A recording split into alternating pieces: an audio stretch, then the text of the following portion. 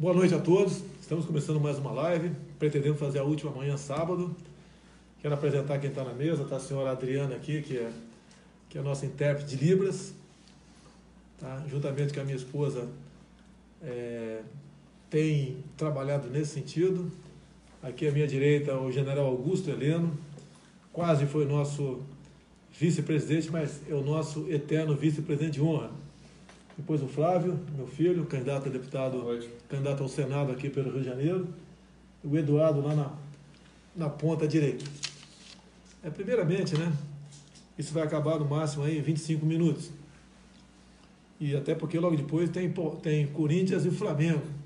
A gente conseguiu apoio dessas duas torcidas aí, para o primeiro turno. Boa sorte aos dois aí, não estou torcendo para ninguém, tá legal?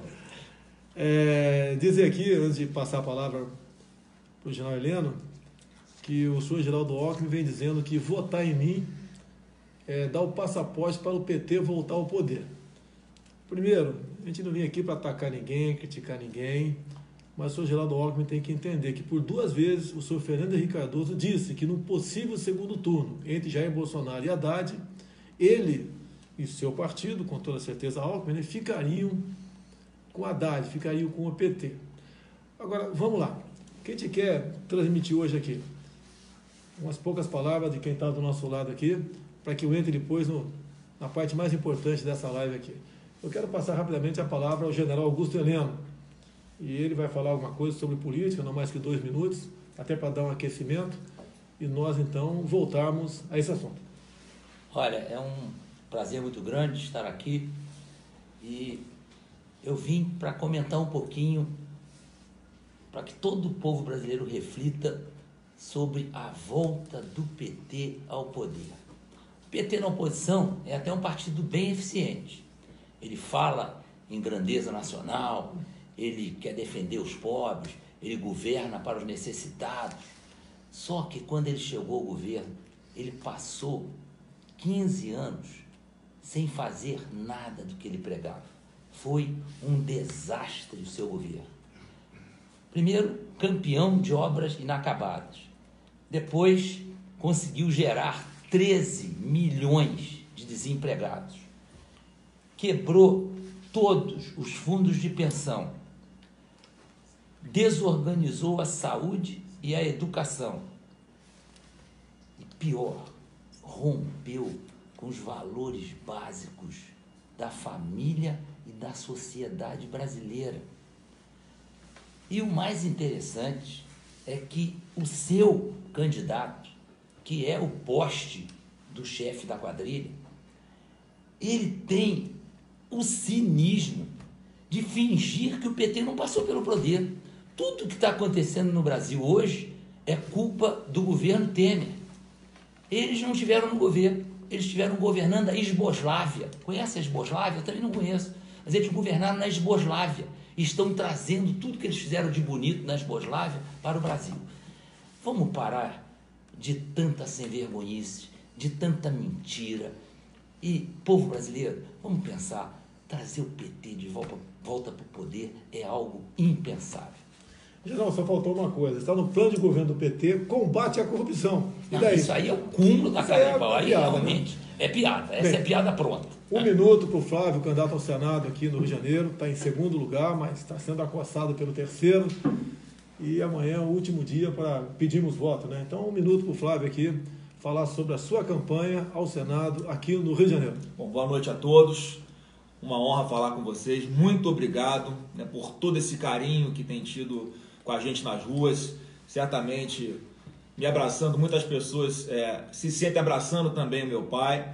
O presidente, o próprio Datafolha, né, um instituto que a gente desconfia muito, desqualifica sempre o resultado, já nos coloca em primeiro lugar aqui no Senado, onde nós votaremos aqui para 2 candidatos. Então já estamos em primeiro lugar, mas sempre há o risco, obviamente, esse contexto que acontece no Brasil, de escolher o lado do bem com Bolsonaro ou o lado das trevas com o PT. Aqui no Rio também tem acontecido com relação ao candidato do PT. Então muitos ainda não sabem que eu sou candidato ao Senado. Eu peço a todos vocês, que caso possam ajudar a divulgar, para que possamos aí ser um braço forte do Rio de Janeiro, em contato direto com o futuro presidente, para fortalecer o nosso Estado. Um abraço a todos e daqui a pouco eu levanto aqui para dar lugar ao nosso candidato ao Senado em São Paulo, Major Olímpio, que tem o mesmo número que eu, 177. Boa noite a todos. Ô Flávio, o candidato do PT ao Senado no Rio de Janeiro está solto? Está solto e pegando instrução no presídio. Né? Então, como o Haddad também pega instrução com o chefe da quadrilha condenado por corrupção Lula, aqui também, né, o Lindbergh vai pegar instrução com um cara que está preso. O Rio de Janeiro não pode passar essa vergonha. Então, reforço, peço seu voto para o Senado, Flávio Bolsonaro 177. Vou levantar aqui para dar lugar ao Major Olímpio. Boa noite. Bem, no dia de ontem, assisti apenas um pequeno pedaço aí do debate na Globo e assisti atônito Boulos e Haddad falando que eu quero acabar com o 13º, com o Fundo de Garantia. Eu sou o maior destruidor de direitos trabalhistas. Mentem descaradamente. Eu lamento apenas que a TV Globo, que patrocinou o debate, podia questionar numa hora dessa. Olha, não temos informação que o deputado Jair Bolsonaro, candidato a presidente, em qualquer momento falou em acabar com o direito trabalhista, ou que ia cobrar 20% de imposto de renda em quem ganha um salário mínimo. Ou seja, mentira em cima de mentira. Mais uma mentira foi jogada hoje junto a um público, Eduardo, um público bastante grande. São as pessoas que têm deficiência, que teríamos votado no passado um projeto contra eles. Então, quem lançou esse fake news foi a mãe do Vivier, cujo garoto, né, tem um site onde ele esculacha os valores familiares, prega contra Jesus, contra evangélicos. É aquele humor que não é sadio, que ninguém pode concordar, zombar da fé de quem quer que seja. Então, Eduardo, rapidamente, explica aí um minuto o que é esse fake news da mãe do Vivier, que teríamos votado, eu e você, contra portadores de deficiência física. Na verdade, ela escreve um texto falando da Lei Brasileira de Inclusão e diz lá que eu e Jair Bolsonaro votamos contrário ao projeto, o que é uma mentira. Nós votamos favorável, tanto que o projeto foi aprovado de maneira unânime, só que no final do post dela, ela coloca um link do site da Câmara. Então, quem clica ali, acha que aquilo é verdade. Só que o link te direciona não para a votação do projeto, mas para a votação de um destaque. Destaque esse que queria incluir na Lei Brasileira de Inclusão um jabuti, falando no meio do texto para deficientes, falando ali sobre orientação sexual, ideologia de gênero, e aí é óbvio que a gente não pode aceitar um jabuti desse numa lei tão importante quanto essa. Então é uma fake news dita pela senhora Olivia Byington, que é a mãe do Gregório do Vivier, essa pessoa que o Jair Bolsonaro acabou de descrever. Antes de passar a palavra ao Major Olímpio, eu quero falar um pouquinho de PT ainda. Tem um livro aqui, o nome é Uma Ovelha Negra no Poder. Quem escreveu esse livro não foi o general Heleno, nem eu. Não foi nem quem escreveu o livro, foi o ex-presidente do Uruguai, Pepe Mujica, que integrava o Foro de São Paulo com o PT. Então, no livro, na verdade, é um livro muito interessante, mas tem 2 páginas, 198 e 199, que fará com que você entenda perfeitamente o que é o PT e qual a sua proximidade com Cuba e com a Venezuela. Que quem escreve é o Pepe Mujica, não temos que duvidar dele. Bem, então, nessas 2 páginas, 98 e 99, Pepe Mujica diz do plano de Dilma Rousseff para afastar o Paraguai do Mercosul, de modo que pudesse entrar a Venezuela no Mercosul. Um avião saiu de Brasília, com toda certeza um avião da Força Aérea Brasileira, não tenho certeza, mas só pode ser, como ele diz aqui, foi buscar um preposto, um homem de confiança do Pepe Mujica, que era o presidente do Uruguai. Ele veio, então, para Brasília e começou a conversar com ele, passando instruções para ele. E ele começava, então, a anotar o que ia entregar ao Pepe Mujica. Da Dilma Rousseff fala em dado momento: rasga esse papel, essa reunião não existiu. Ele rasgou o papel e ficou prestando atenção em Dilma. Bem, nessas 2 páginas, agora vem o que há de mais grave. Ela, Dilma Rousseff, passa documentos, filmes, degravações telefônicos, para que esse preposto de Mujica levasse para Mujica essas informações para que ele pudesse, então, colaborar em afastar o Paraguai do Mercosul para entrar na Venezuela. Detalhe, toda essa documentação colhida, conforme diz aqui Pepe Mujica, foi colhida através das inteligências cubana e venezuelana. Resumindo, Pepe Mujica diz que Dilma Rousseff tomava decisões de Estado dentro do Palácio do Planalto, ouvindo as inteligências cubana e venezuelana. Então, daí dá para se sentir um pouco o que é esse governo do PT. Qual a aproximação deles, com que países que eles faziam grandes acordos, via Foro de São Paulo, para exatamente ter uma hegemonia em toda a América do Sul. Inteligências cubana e venezuelana trabalhando dentro do Brasil, trabalhando no Paraguai também, para exatamente atingir um de seus objetivos de governo, que foi atingido. Pepe Mujica votou favorável, o Paraguai foi afastado do Mercosul, até porque naquele momento que vinha impeachment, foi afastado o presidente do Paraguai, e entrou então a Venezuela do Mercosul. E deixe bem claro, o Mercosul foi criado com boas intenções, mas depois ele foi sendo politizado, passou a ser um instrumento ideológico de comércio aqui no Brasil. Até essa questão, quando via instrução normativa, o Brasil assina uma instrução normativa com o Equador para importar banana do Equador diretamente para o CEAGESP em São Paulo. Vocês podem perguntar, né? Vamos fazer comércio com o mundo todo, nós somos liberais, mas cadê a lógica, general, de importar banana do Equador? E a banana começou a chegar já, então, essa instrução normativa de 2014, começou há pouco tempo a chegar no CEAGESP em São Paulo. Ela dá uma volta de 10 mil quilômetros via Canal do Panamá para chegar no Porto de Santos. Até temos um candidato agora, lá do Vado Ribeira, um tal de Baber, né, que integrou a Associação de Bananicultor do Vado Ribeira, que várias vezes conversou comigo sobre esse assunto, tive 2 vezes conversando com ele lá. Ele é um dos nossos candidatos a deputado federal por São Paulo, espero que o pessoal do Vado Ribeira dê o devido apoio. Lógico, se eu for presidente, na canetada, né, chama o ministro da Agricultura, que vai ser ministro da Agricultura e Meio Ambiente, um super-ministro, e ele, na canetada, a gente faz o devido contato com as embaixadas, obviamente, e bota um ponto final nisso. Mas o Baber é importante, porque, afinal de contas, né, Vado Ribeira não é apenas problema com a importação de banana, não. Tem questões ambientais terríveis, tem questão da indústria da marcação de terras indígenas, que está se fazendo presente com muita força na região, querem acabar com o Vado Ribeira. É uma região pobre de São Paulo, tem uma economia baseada na banana, tem o Rio Ribeira de Iguape, cuja grande parte da plantação é na várzea do Rio Ribeira de Iguape. A cada 2, 3 anos existe uma enchente lá, é ciclos, acaba com essa cultura, que novamente o pessoal plantar tudo novamente. Bem, resumindo, Pepe Mujica, o pessoal está entendendo, então, o grande problema que nós temos. A edição normativa da banana do Equador é a mesma coisa. Você pode ver, quando Evo Morales, da Bolívia, expropriou, tomou aquela refinaria da Petrobras, Celso Amorim, o que ele declarou na época? Pensando que ele fosse ser contrário, falar grosso com a Bolívia, ele falou o seguinte, ele deu razão à Bolívia e disse que o governo brasileiro estava tendo um comportamento imperialista. Então era justa a expropriação daquela refinaria. Ou seja, o Brasil, com dinheiro nosso, com recurso nosso, com sacrifício nosso, com os bananicultores lá do Vado Ribeira, e não é Vado Ribeira apenas, o banana se produz em quase tudo quanto é lugar do Brasil. Daqui a pouco, outros países vão querer reivindicar, também exportar banana para cá. Olha a dificuldade que nós temos. Como se não bastasse, nós importamos, general, passa de água de coco da Indonésia. O produtor lá de coco do nosso Nordeste, ele está botando a 20 centavos o coco na porteira da tua fazenda, da tua chácara, da tua pequena propriedade, ninguém quer comprar. Esse é o Brasil. Nós estamos importando passa de água de coco. Queremos fazer comércio com o mundo todo? Sim, mas como resolver esse assunto? É o custo do Brasil, como diz o Paulo Guedes.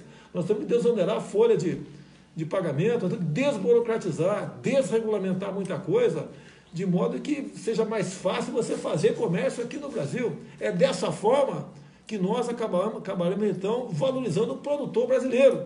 É a mesma coisa a questão do produtor rural, que o Naban tem conversado muito comigo, e tanta gente tem conversado comigo nessa área, como o Frederico Dávila de São Paulo também, muita gente nos assessora nessa área. O produtor rural não pode continuar sendo refém, entre outras coisas, né? Invasões do MST, falta de uma retaguarda jurídica, uma segurança jurídica. Hoje a fazenda dele, amanhã pode ser da reserva indígena tal. Apesar do marco temporal dizer que Não se pode mais demarcar qualquer nova terra aqui no Brasil, né, depois de 5 anos da promulgação da nossa Constituição.